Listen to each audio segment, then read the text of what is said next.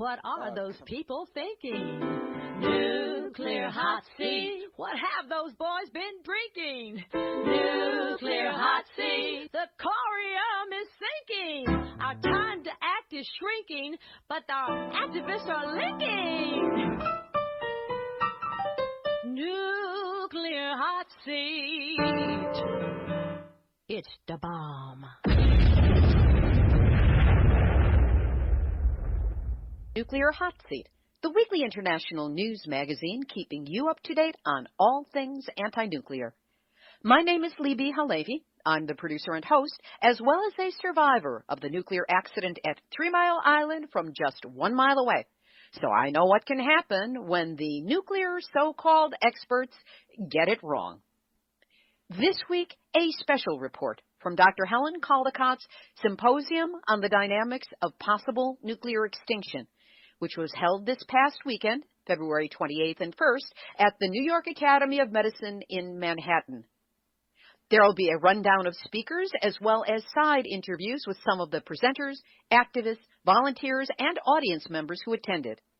And 2 surprises, as I discovered a shocking, unreported story straight out of Fukushima and got briefed on some recent surprises at one of the most dangerous nuclear reactors in the country. Today is Thursday, March 5th, 2015, and here is a very truncated version of the week's anti-nuclear news. First, a big win and huge congratulations to our compatriots in northern Saskatchewan for having gotten rid of the nuclear waste dump that was planned for that area. Nuclear Waste Management Organization may say that new geological studies in the vicinity of Creighton, Saskatchewan were responsible for nixing the idea there. Everyone knows that a well-organized opposition developed against a nuclear fuel repository that was headed by First Nations activists.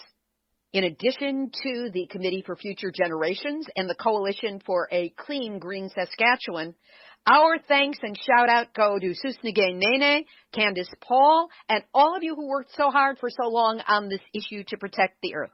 Aho, Matakwiasan, Yeehaw, and from my tribe to yours, Mazel Tov. In Japan, a court has ordered a group of anti-nuclear activists to remove their tents from the premises of the Economy, Trade, and Industry Ministry and to pay for using the site. The tents have served as a symbol of Japan's anti-nuclear movements since they were set up 3.5 years ago. Beginning 6 months after the March 2011 Fukushima nuclear disaster began, the group set up tents at a corner of the ministry's premises in Tokyo. The ministry oversees the country's nuclear power industry. The government said the group is illegally occupying state-owned property and demanded that the leaders pay more than 20,000 yen, or about $177 a day, for the period from the day the tents were pitched until their removal is complete. The amount is estimated to be approximately $240,000 at present. The reason for the removal is that the tents have blocked information boards of the ministry, causing inconvenience to visitors.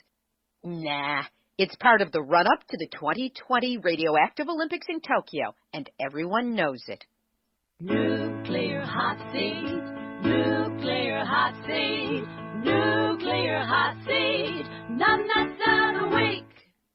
No one ever accused British royalty of being bright, but Prince William has taken the dim bulb rating down even further by allowing himself to be played by Japanese nuclear interests. Old Princey, who's looking less stubbly and more like his dad all the time, toured Japan for 7 days, and wouldn't you know it, he went up to Fukushima to visit the local hot spots and chow down on some good old locally grown food. Even before Prince William arrived in the country, victims of the 2011 Fukushima nuclear disaster accused him of being a stooge to Japan's Prime Minister Shinzo Abe in order to promote his pro-nuclear policies. But hey, the British royal family is heavily invested in nukes, and Princey has already produced an heir with a spare baking in Kate's oven. So what the heck? Why not risk his DNA? And while he's at it, visit a playground to see children who are statistically likely to have compromised thyroids because of radiation exposure. Nothing is too much to create the illusion that all in Fukushima is A-OK. Of course, the number 2 heir to the throne of England and host Abe Baby will drive right past a village where some of the 80,000 people driven out of their homes in the exclusion zone around the radioactive wreck of that power plant still live as refugees. But there's no need to get messy about it with some of the ugly truth.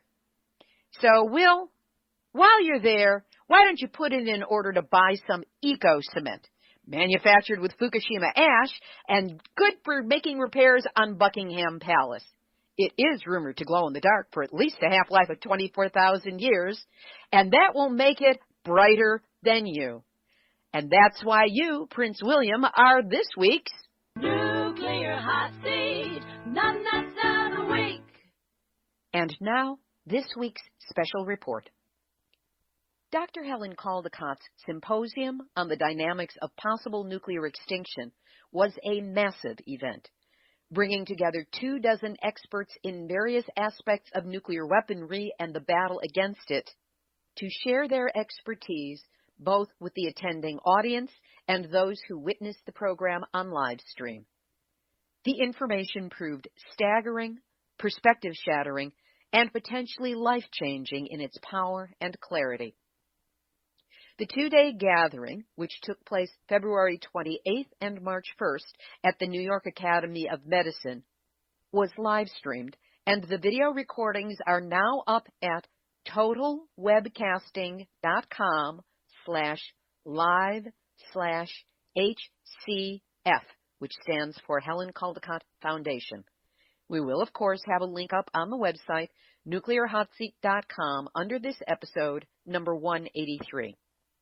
Because the complete symposium is available for you to view whenever and as often as you like, the report that follows, for the most part, mentions the speakers and their topics, but it is more about what happened around the edges of the symposium, the conversations in the lobby, the thoughts of the activists who attended, direct messages from a few of the speakers, and new information on stories that Nuclear Hot Seat has been covering, including one that we are breaking here for the first time.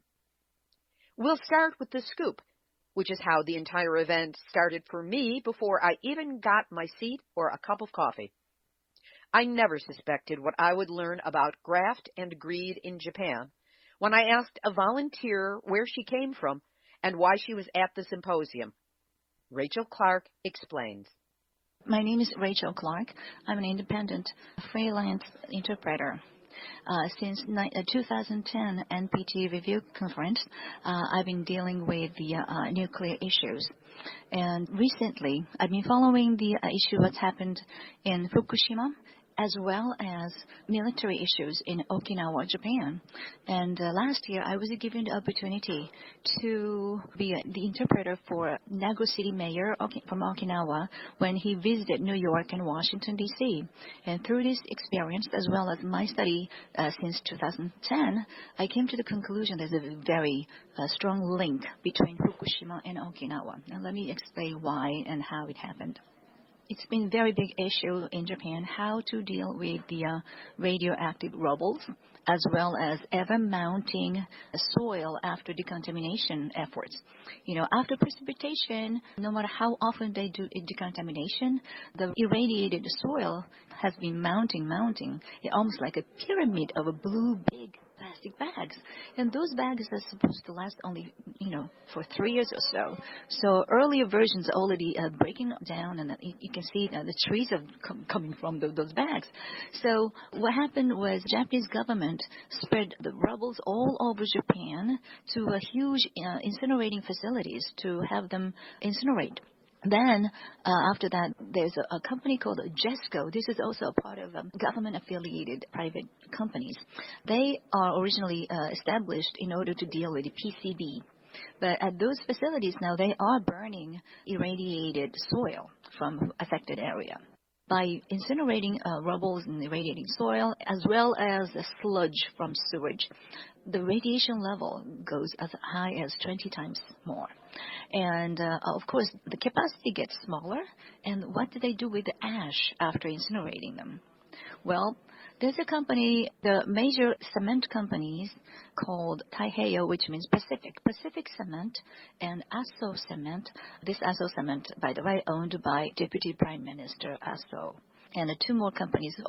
Those four companies co-own patent of a product called eco-cement. Eco-cement is a kind of special cement that they mix incinerated ash into it. Okay, and in the recent past, 4 Japanese government ministries, Ministry of Agriculture, Ministry of Reconstruction of Affected Area, Ministry of Industry and Trading, and one more, I forgot, but there are 4 ministries came together, announced a special dealing about eco-cement, which is that if those big construction companies, if they want to bid into public construction projects, they have to use eco-cement. Well, maybe that expression is too strong, but if they use eco-cement, their point goes up. That means the chance of probability to get the job is higher. So flip side of this announcement is if they do not use eco-cement, they don't have chance to get the job. So if you think about the Japanese future projects, they are expecting to have a 2020 Tokyo Olympic Games. They already started construction of a maglev train between Tokyo and Nagoya. By the way, between Tokyo and Nagoya, 80% of this routing is in the mountain. So they have to dig holes, big time, so they have a lot of soil to deal with. And thirdly, now it's a big issue in Okinawa. Futema Air Base needs to be relocated. And Henoko in Nago City is a planned site for this relocation of the air base, to which they required a huge quantity of landfill. Those big major public construction requires a lot of concrete. In order to, make those concrete, of course, they have to use a huge amount of cement. So my concern is, so far Okinawa is the only prefecture not being affected by radiation. But if they start using those eco-cement to make this landfill and all the facility for the new base, the Okinawa island also will be irradiated, as well as the rest of Japan. So we have to stop it. That was Rachel Clark, who volunteered at Dr. Caldicott's symposium. As a result of our brief talk, Rachel has since been put in touch with other activists who are working on the Fukushima decontamination materials incineration issue. Many well-known activists attended, including Beyond Nuclear's Cindy Folkers, who explains why she made the trip up from Washington, D.C. to attend the 2-day event. I'm Cindy Folkers. I'm with Beyond Nuclear, their radiation and health specialist, and I'm here at the conference because I think it's important to understand the connection between nuclear power and nuclear weapons, and that even lower doses of radiation can cause harm. And I wanted to be here to see what specifically the health concerns were after nuclear bombs and how many generations the concerns last and the health effects last. And I also think that it's important to understand the connections because with nuclear power and nuclear weapons, if you have a military-industrial complex behind one, then they're going to be behind the other. So the military gives money for nuclear weapons, and they need the nuclear power part to convince people that there is a safe side to this technology, when in point of fact there is not. And we've seen that after Chernobyl, and we've seen that after Fukushima, that the nuclear dragon can come back and bite you no matter which form it's actually in. Cindy Folkers. As the symposium began, Dr. Caldicott addressed us first, welcoming us in a way that basically let us know to fasten our seatbelts because it was going to be one hell of a 2-day bumpy ride into full awareness on nuclear weapons issues. Among the many points she made was regarding Ukraine, of which she said, "We cannot make war on a country with 15 large nuclear reactors like Chernobyl because it will turn into a nuclear war. It's easy to melt them down." So if you've ever wondered about the connection between nuclear reactors, which is the usual focus of this program, and nuclear weapons, which seems like it's going to be an ongoing focus of this program, you just heard one example. The first speaker was Theodore Postal, Professor Emeritus of Science, Technology, and National Security at MIT. He focused on the fragility of Russia's early warning system and the danger it presents to the United States. He also unmasked the lie of funding research and development into improved weapons accuracy as having negligible impact, calling the funding, quote, insane and disconnected from any practical reality. I caught up with him after his speech and had him share with us his final concepts. Professor Theodore Postel. The fact of the matter is that it is completely impossible to fight and win a nuclear war because the effects of nuclear weapons are so large and so indiscriminate that the only possible outcome would be indistinguishable from attacks aimed at killing as many people as possible. Yet U.S. nuclear war planning treats this totally fraudulent theory of war as if it is the goal of U.S. forces. So this brings us back to the question of deterrence. If the only realistic hope of deterring potential adversaries is by threatening them with physical and socially mortal consequences of reprisal, then although this option may be very uncomfortable, it's all that we have. Striving to be able to do more only creates the appearance that you think you can fight and win a war against a potential adversary, in this case, Russia. The net result is that the Russians have no choice but to wonder what the United States might do in a crisis. The Russians have a substantial fraction of vulnerable nuclear forces, and they do not have the early warning capability to assure themselves that these forces are not being attacked. This is not a situation that should make anybody in this room comfortable. It increases the chances that a horror beyond existential experience could result from simple human error. The idea that by continuing to raise the level of threat against Russia via the kinds of improvements that are now being implemented in the U.S. Nuclear Force Modernization Program might well be counted as possibly the most dangerous insanity in human history. Theodore Postel. But all was not so serious with Ted. I asked him during a break if he knew any nuclear humor. Here's what he shared. Nuclear weapons are really great, except for two small problems. One is they're so destructive that they get everything, and two is the other guy's got them too. Amazing the things you will laugh at a conference like this.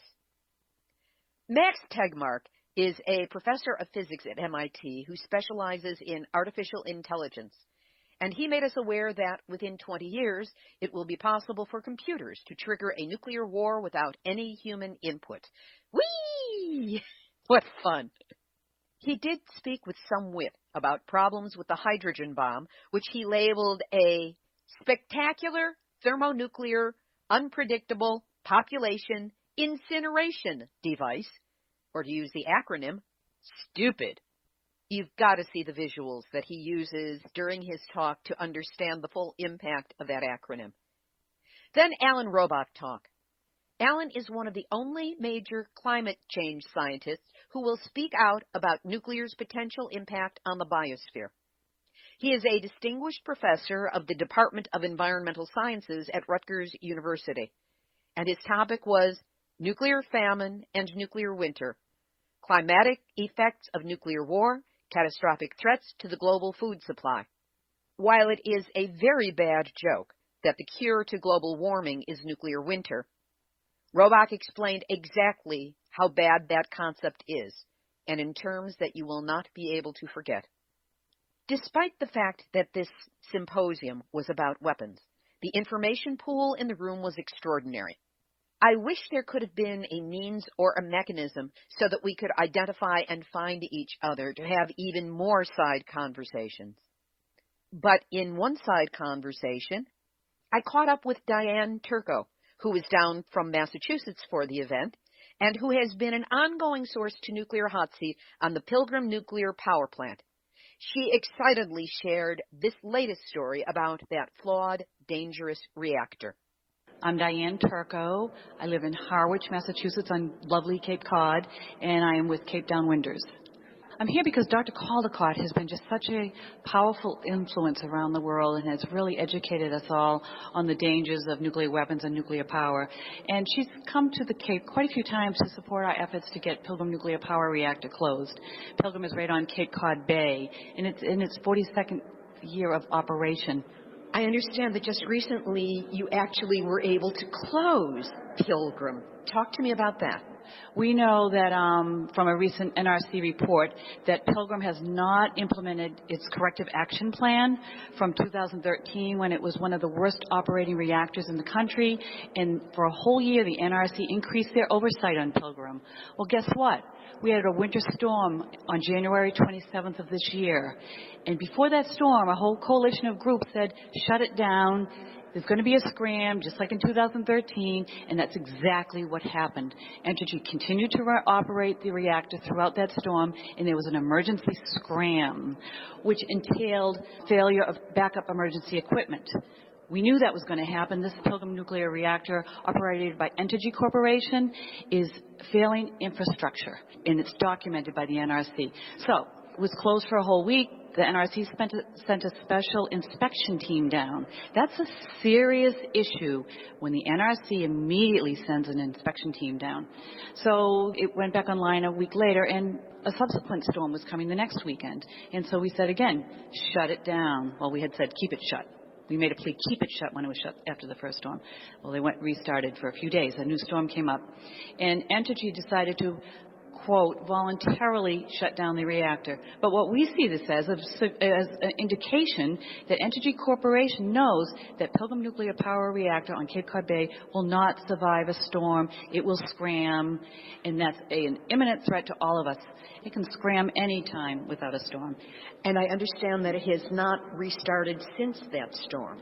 After the, quote, voluntary shutdown of Pilgrim, Entergy experienced continual problems at the reactor.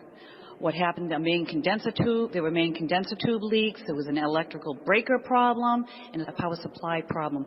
They didn't restart for another week after the voluntary shutdown, which again is evidence of the failing infrastructure.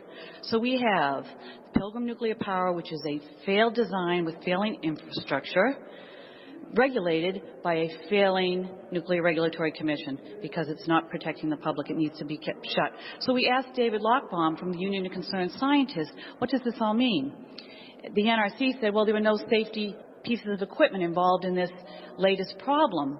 And David Lockbaum said he was really concerned with the dismissal of these issues because of non-safety equipment systems.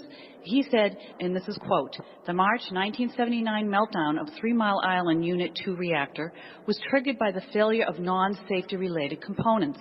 The April 1986 accident at Chernobyl Unit 4 was triggered by a badly conducted test of a non-safety related component.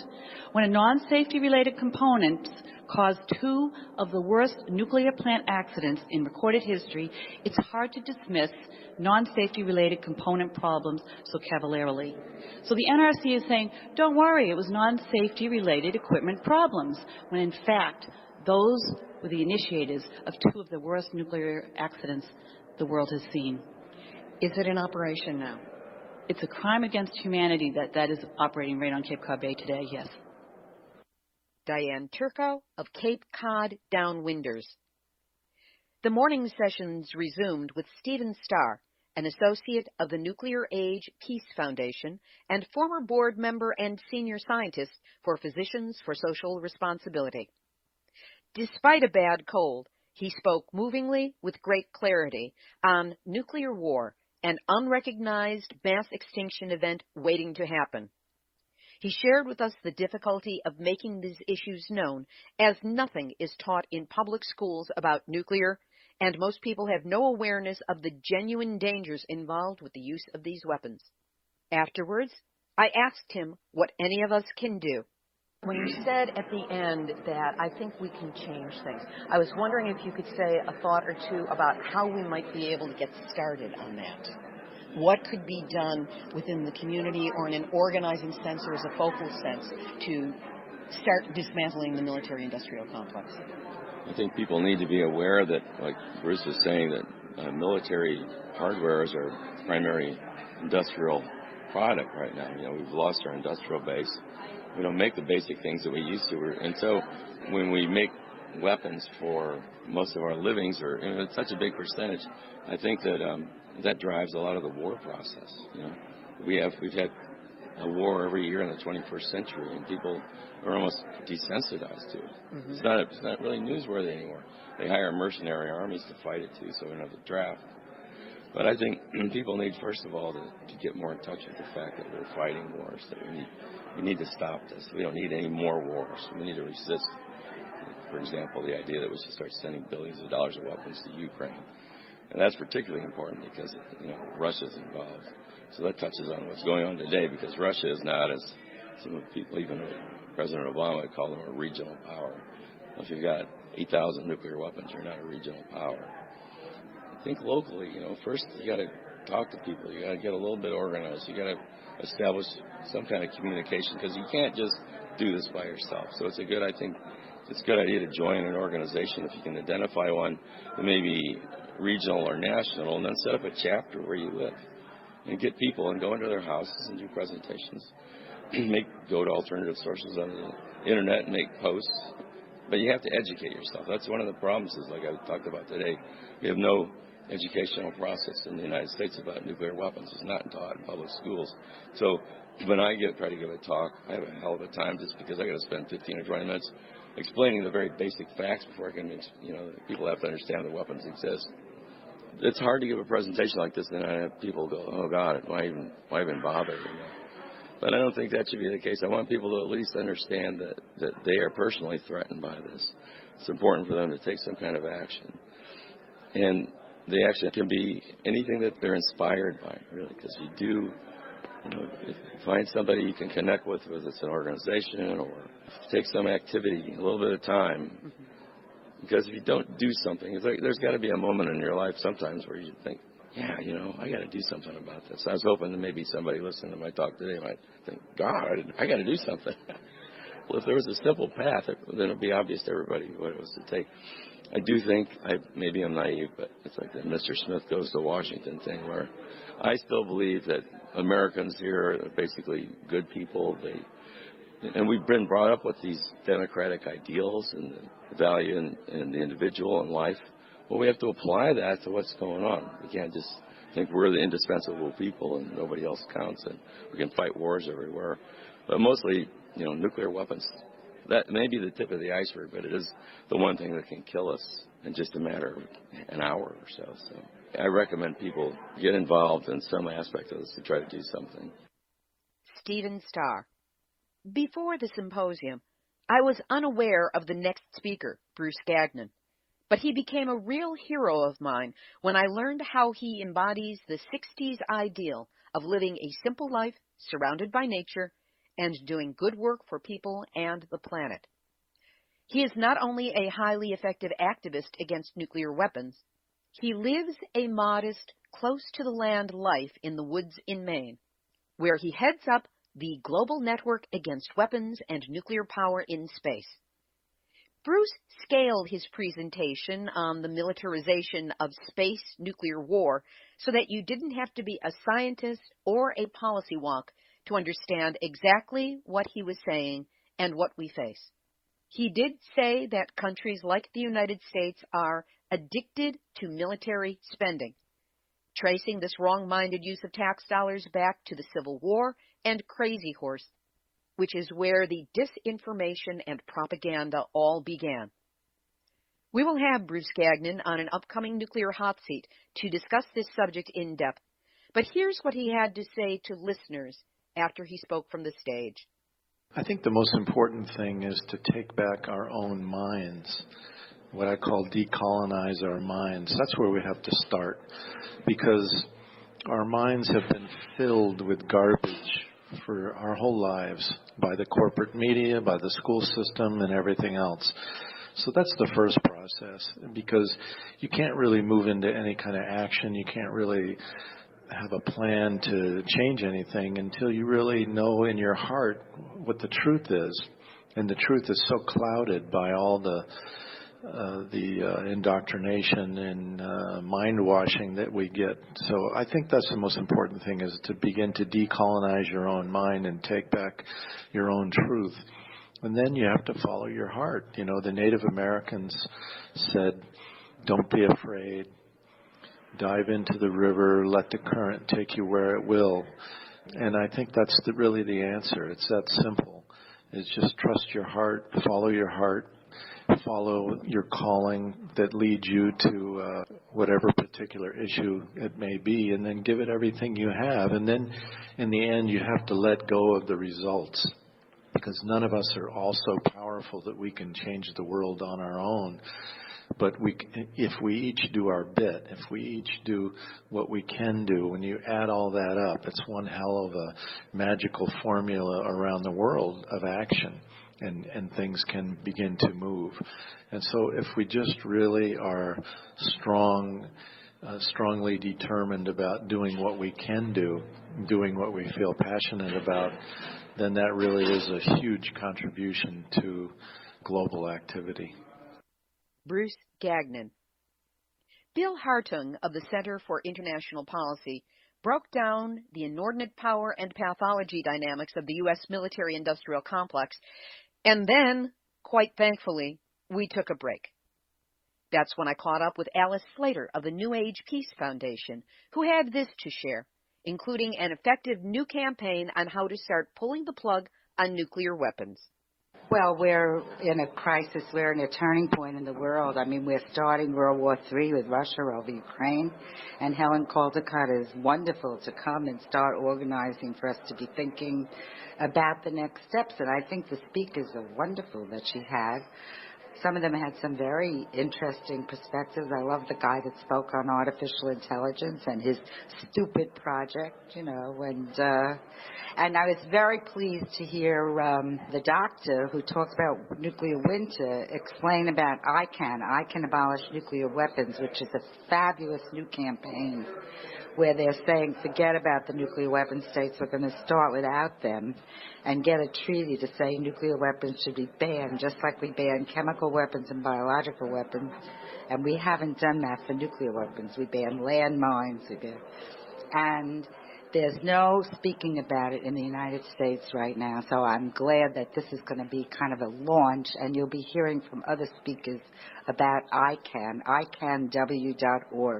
International Campaign to Abolish Nuclear Weapons, which is like a new way to come at it, because if the U.S. and the Russia are going to be so stubborn and not do anything, let the whole rest of the world say they're illegal. And that can pull out some of the allies that are hiding under the U.S. nuclear umbrella, like the NATO states that have a nuclear policy, like the 5 countries in Europe that have U.S. nuclear weapons on their soil. Germany, Netherlands, Turkey, Italy, and Spain have nuclear weapons, U.S. nuclear weapons. That would get them to start to break loose if everybody starts saying they're illegal. And we just got a statement from the Latin American Caribbean Alliance, 33 countries, saying they're going to support the ban treaty. This is coming out of this international humanitarian initiative that started with Oslo, then it went to Mexico, and we just met in Vienna last year. Austria gave a pledge at this meeting in Vienna this past December that they were going to get a document and get countries to sign the pledge to fill in the legal gap on nuclear weapons, because there's no law that says they're banned. So this is very exciting, and I'm glad it's come up, and it will come up for the rest of the conference again. Alice Slater. As the symposium resumed, Greg Mello of the Los Alamos Study Group pointed out that we the people accept a level of violence as normal that most definitely is not, and that this acceptance of violence is a block to taking positive action. He revealed that at the Department of Energy, there are 2 lobbyists on payroll for every worker, making it the most privatized of all government agencies, and that nuclear weapons are the most privatized of all, meaning the industrial part of the military-industrial complex controls our weapons decisions, and in his words, lying is built into the system. Many profound insights were shared with great clarity by Greg Mello. Seth Baum of the Global Catastrophic Risk Institute spoke on the catastrophic risk of nuclear war and went into more specifics about exactly how on edge we are. He also highlighted the international campaign to abolish nuclear war that Alice Slater spoke of, and which you can check out at ican.org. Bob Alvarez, well known to those of us in the anti-nuclear movement, went into specifics on the situation in Ukraine as part of his talk, Lateral Proliferation Could Trigger a Nuclear Holocaust. In a presentation filled with clear, jaw-dropping concepts, the one that hit me as the most numbnuts is that the Department of Energy spends 30% of its budget on nuclear weapons, and that 2/3 of its entire budget goes to nuclear, something which Bob labeled Plutonium Gate. Given the seriousness of his subject, of course, when I had the chance to speak with him, I asked for some nuclear humor, and he delivered. Several years ago, I attended a congressional hearing regarding an experimental reactor called the Liquid Metal Fast Breeder Reactor Program, which was a big deal by the Atomic Energy Commission in the 60s, 70s, and early 80s. It was before a Senate panel, and they were asking the witness, who was then from the Atomic Energy Commission, now the Energy Department, what would happen if they lost the coolant for the reactor. And his reply was that he thought they would have rapid energetic disassembly.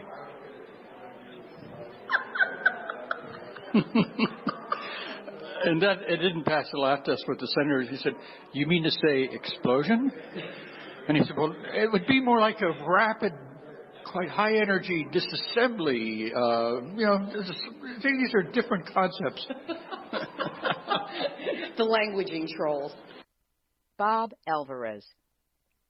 Investigative journalist Robert Perry gave a chilling rundown on how we're being propagandized about Ukraine and how it's really a proxy for a U.S.-Russian war. If you want to know what's genuinely happening over in Ukraine and how to start interpreting the skewed information flow we're receiving, I urge you to listen to this presentation. I asked Robert about the historical backdrop to media manipulation that includes manipulation of our understanding of nuclear. When the American people turned against the Vietnam War back in the 70s, that was a real blow to some of the people in the government and in the industry that wanted to make war more of a bigger deal, something they could continue doing. So there was an effort in the 80s to get control of that and get the American people back on board with supporting military adventures around the world and supporting the whole military-industrial complex, having more weapons, having more even nuclear. So there was this idea that if the government could both manage the American press corps to get it to be more supportive of these kinds of efforts, and through them, the American people, to get them more supportive, and various techniques were used, propaganda techniques like demonizing enemies and so forth, that's sort of the way that we moved from the Vietnam War period, what was called the Vietnam Syndrome, to moving on toward the Persian Gulf War, say, in 91. And at the end of the Persian Gulf War, after that 100-hour bloodbath that occurred, the first thing that George H.W. Bush said, he went down and said, "We've kicked the Vietnam Syndrome once and for all." And explain exactly what you mean by the Vietnam Syndrome. The Vietnam Syndrome was the hesitancy of the American people to take part in these foreign adventures, these wars, that they were sick and tired of the violence, they were sick and tired of body bags coming back, they were sick and tired of the expense, the lies that they were hearing from the government. All that is sort of the Vietnam Syndrome. So the government had to figure out how do you break that down, and get the American people back on board.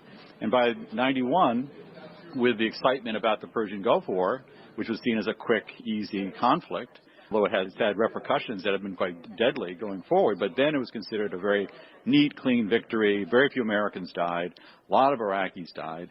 And it was a victory. So people were very happy and excited, and that sort of brought them back into the support of this kind of more militaristic approach to the world. How do you see that as impacting on the whole nuclear issue? Clearly it's part of it, because the idea of being very strong, having America's strategic defenses being fully funded, all that goes to this idea that the Americans are facing dangerous enemies abroad. They have to have the weaponry to deter them. And by getting the American people, at least to a significant amount, in support of that, then the politicians can go ahead and pass these appropriation bills to fund the nuclear programs, too. Investigative journalist Robert Perry. Then we moved on to the evening's lighthearted entertainment, the 1959 original movie On the Beach, about nuclear extinction as seen through the eyes of Gregory Peck, Ava Gardner, Fred Astaire, and Tony Perkins. While we all had extreme respect for Dr. Caldicott's desire to underscore the emotions connected with this subject, both Bob Alvarez and I agreed that this would have been a perfect time for Dr. Strangelove, and possibly some alcohol as well. Well, that's what video on demand is for. You can also find On the Beach for free on YouTube. Day 2 started with what I found to be the most emotionally impactful presentation of the 2 days. Holly Barker is with the Department of Anthropology at the University of Washington. She spoke about the Marshall Islanders, who were used as human guinea pigs in an ongoing study of the impact of radiation on human beings. Hers is an ugly, heartbreaking story of how the U.S. acted like Nazis did with their inhuman human experiments. The Marshall Islanders were exposed to the equivalent of 1.6 Hiroshima bombs worth of radiation every day for 12 years. I encourage you to listen to Holly Barker's brilliant presentation and know that I will also be interviewing her for a future nuclear hot seat. 4 sessions followed on the world's nuclear arsenals, nuclear spending, the history of what is labeled arms control, which is an oxymoron from the morons who like things that go boom and bang, and how the U.S. government and corporations that make nukes have virtually merged, making it almost impossible to get people involved with these industries to turn against the powers that are responsible for providing their salaries. But there were many rays of hope in the day's presentations. Susie Snyder from PAX, the Netherlands, provided a big one, a strategy for taking funding away from companies that make nuclear bombs and delivery components. Here she is with the short version of that strategy, which has implications for nuclear reactors as well. It's amazing. It's called Don't Bank on the Bomb. And that's the website, too, don'tbankonthebomb.com. Step 1, find out if your bank invests in nuclear weapon producers.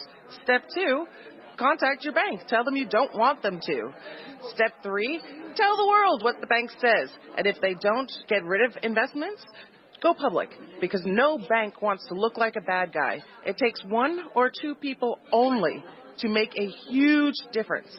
And that can cut off the money stream to the companies that make nuclear weapons. You and I, we have more power than we think, and that power is sitting in our wallet. And how can people find out whether the companies that we're told the bank is supporting have any connection with the nuclear weapons industry? Well, we do a significant investigation every year. Now, it's not completely exhaustive, but we profile 28 companies that have association with nuclear weapons modernization and maintenance. And it's on our website, don'tbankonthebomb.com. And we really want people to use our information and contact us all the time. You can do that through the website really easily. Contact me on Twitter, whatever works. And I'm happy to find out more. And if you learn about more companies involved in nuclear weapons, tell us. We'll do the research and we'll make it public for everybody to use. Love it. Susie Snyder of don'tbankonthebomb.com. She pointed out that Blue Cross and Blue Shield are invested in nuclear weapons manufacturers. This is either a conflict of interest or a great marketing plan. Either way, time to let your banks know. This is a strategy that has been proven to work, and future generations will thank you as long as they have the opportunity to be born. Alex Wellerstein is an assistant professor of science and technology studies at the Stevens Institute of Technology, and he brought to our attention a tool he created to help younger generations understand the impact of nuclear weapons. It's a website with a program called Nuke Map. You put in your zip code, Select a bomb from the list of all of them that have been detonated. You can sort by chronology, size, type, the year exploded.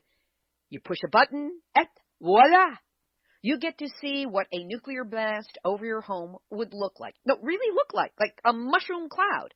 You can also see maps about how far its impact would reach and what the nature of that impact would be. The mushroom cloud is visible from a number of angles, including Google Maps. What fun! You can put in parameters to learn the number of people killed and injured, the height of the cloud. Now, the genius bit is that there's no commentary pro or con weapons on the site. Just the information and the chance to see what a nuclear bomb would actually do to the area immediately around you should it be detonated. This is especially good for the young people in our lives who don't learn anything about the impact of nuclear weapons and who also think this kind of stuff on computers is cool. To find it, go to nuclearsecrecy.com/nukemap. Or just Google Nuke Map, one word. There's also a 3D model at NukeMap 3D. For those of us who work on nuclear reactor issues, know that Alex Wellerstein has said he would be happy to help someone or some group make a comparable mapping system for reactors. This could be a huge step up from the How Close Do I Live to a Nuclear Reactor site put together a while back by money.cnn.com. We will have a link to Alex up on the website under this episode, number 193. The next speaker presented information of special interest to West Coast activists who are fighting Lawrence Livermore Labs. Hugh Gusterson is a professor of anthropology and international affairs at George Washington University. As an anthropologist, he's been studying the culture of nuclear weapons scientists at Livermore and Los Alamos. The one observation he made that I've heard touched upon, yet never heard made as clear and obvious as it now seems, is the racist nature of the use and abuse of nuclear weapons and materials. Bomb tests decimated Marshall Islanders, uranium mining on Native American tribal lands, the attempts of the Canadian government to build nuclear dumps on First Nations sacred lands, even the fact that the 2 bombs used in war were dropped upon the Japanese.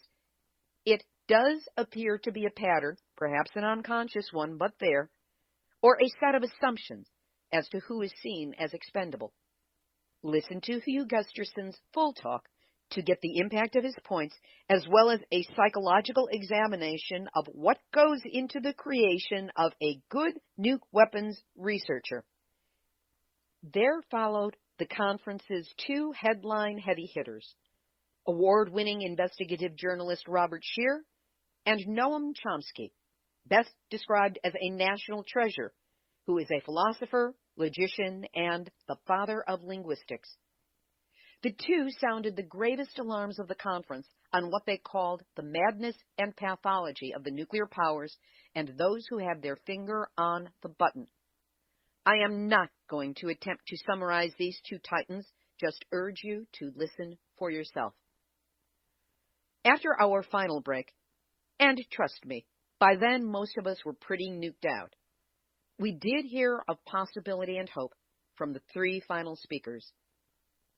David Krieger, president of the Nuclear Age Peace Foundation, reminded us that the day he spoke, March 1st, was the 61st anniversary of the Bravo bomb dropping on Bikini Atoll, the largest bomb ever exploded by the United States.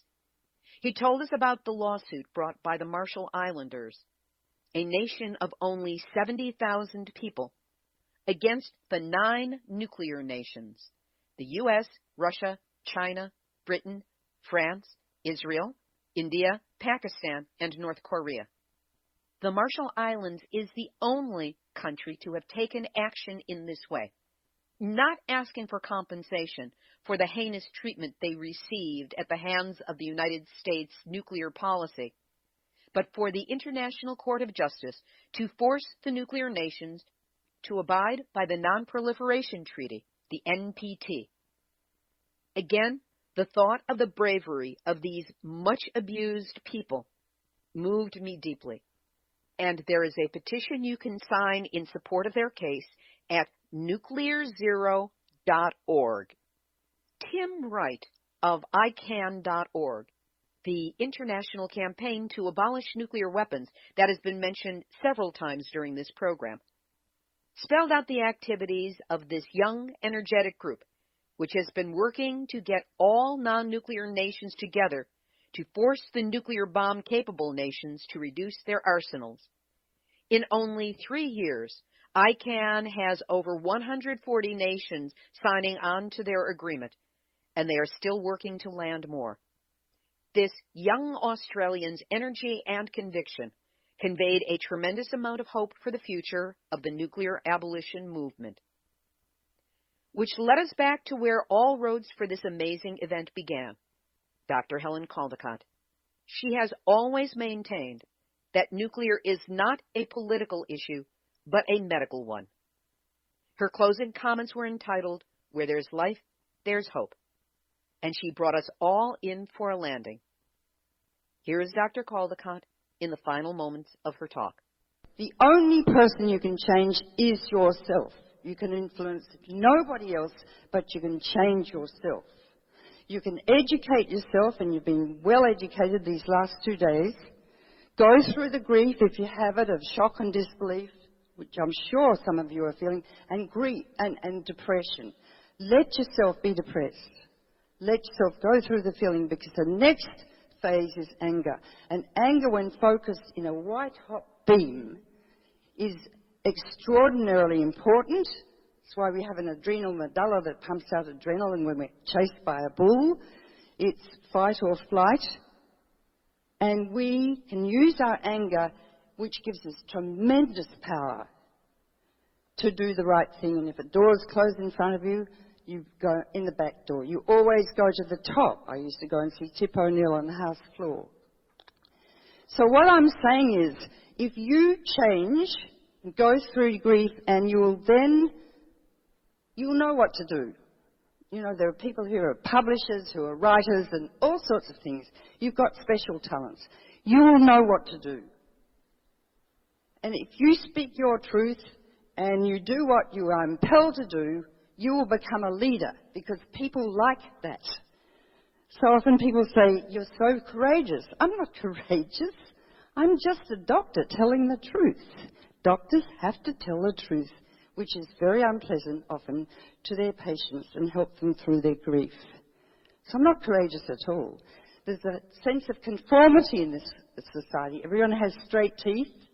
When I go to Germany, I get a bit shocked, because they all have pretty crooked teeth. Everyone says, "Have a nice day," and I don't even want to have a nice day, let alone be told to have a nice day, or "Thank you for calling AT&T," when I didn't want to call AT&T in the first place.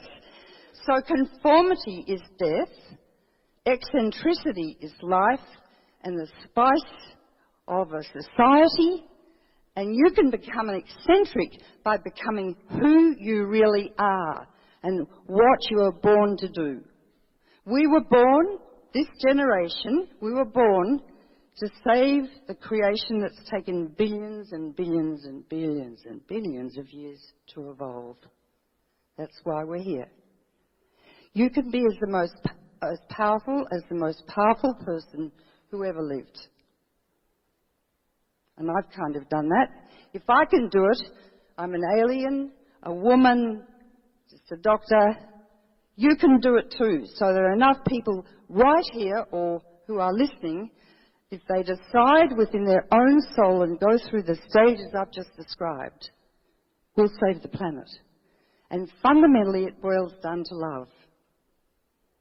If I tell parents their child has leukemia, they will sell their house, they will go to the Mayo Clinic, they will do whatever it takes to save that beloved child's life. And if the child dies, they'll never recover. So I would say, how much do you love your children? How much do you love your grandchildren? How much do you love the lilacs when they flower in the spring, and the wisteria? This is about love, not just for your children, but for your own life. We were born to save the planet, and we can do it if you love this planet. Thank you. And thank you. Dr. Helen Caldicott. With that, the live symposium ended, but it lives on, archived in its entirety at totalwebcasting.com/live/HCF. If you'd prefer, you can just Google Caldicott and Symposium and follow the links. And of course, we will have a link up on our website, nuclearhotseat.com. Shockingly, no media covered this event. A few people from Pacifica attended, but they were not there with their sound equipment. Amy Goodman of Democracy Now! Was spotted in the audience on the second day, and I wouldn't be surprised if the information she heard inspires her to put together at least one future program, if not a whole series. But there were no other cameras, microphones, or reporters there except for our own. So take a look and a listen to the materials that are posted on Dr. Caldicott's site, and then make others aware of them who might be interested in having this information and doing something with it. Teachers, scientists, reporters, journalists, storytellers, stand-up comedians. Boy, there's a whole daily show full of information that can be pulled out of any one of the presentations. And as we move into the token Fukushima report on the 4th anniversary, feel free to contact any reporter and any publication or broadcast outlet that has anything at all on the nuclear issue and make them aware of this symposium. Heck, make them aware of her symposium from 2 years ago on Fukushima as well. In this way, they will have source information for the future, and we will have a fighting chance of getting the truth out. My thanks and gratitude to Dr. Helen Caldicott and her brilliant, can't call her assistant, she's more than that, Molly Lightfoot, for putting together this astonishing event, and to all of the presenters who were there. My personal thanks from Nuclear Hot Seat to those who donated to allow me to be there and attend and bring you this report. And I gotta tell you, it was really cool meeting fans of the show, exchanging hugs, good words, even having some pictures taken. You guys, you're the best, you rock, and you're part of what makes it possible for me to even keep doing this show every week.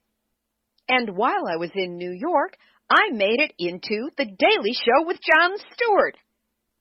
Into, not onto. I was an audience member on Monday, March 2nd. But hey, it's progress. No, John didn't choose me to ask him a question during his 10-minute warm-up, but it wasn't for lack of my trying. And yes, I visualized myself on the set, in front of the green screen, seated at the desk. And by the way, while I was there, I laughed my ass off. It really is a funny show. Another step on my road to being The Daily Show's nuclear pundit. Nice to be able to scout out the neighborhood before I move in. Activist shout-out. If you have not yet figured out what you're going to be doing on March 11 to mark the 4th anniversary of the start of the Fukushima nuclear disaster, there is a list available if you go to Facebook and put 311 Fukushima in the search bar. That will bring up 311 Fukushima 4th Anniversary Actions, which has a list of activities all over the world, as well as things that can be done from anywhere virtually. Please check it out and find some appropriate way to mark this very important anniversary. This has been Nuclear Hot Seat for Thursday, March 5th, 2015. Got a little delayed with the travel time, but we got it done. Material from this week's program has been researched and compiled from Dr. Helen Caldicott, all of her marvelous presenters, as well as telegraph.co.uk, NHK, and Canadian.org. Theme music, written by me, sung by Marilee Weber. Nuclear Hot Seat is syndicated by UCY.TV and is also available on airprogressive.com. Our archive is available at nuclearhotseat.com. You can also find it on iTunes, where you can subscribe under podcasts. Our YouTube channel also carries the show. Nuclear Hot Seat is the activist voice on nuclear issues. So if you have a story lead, a hot tip, or a suggestion of someone to interview, send an email to info@nuclearhotseat.com. We are copyright 2015, Libbe, HaLevy, and Heartistry Communications. All rights reserved, but fair use allowed as long as proper attribution is provided. This is Libbe HaLevy of Heartistry Communications, the heart of the art of communicating, reminding you that life is precious and there is no planet B. So let's get busy and save this one, okay? And by the way, we've all had our nuclear wake-up call.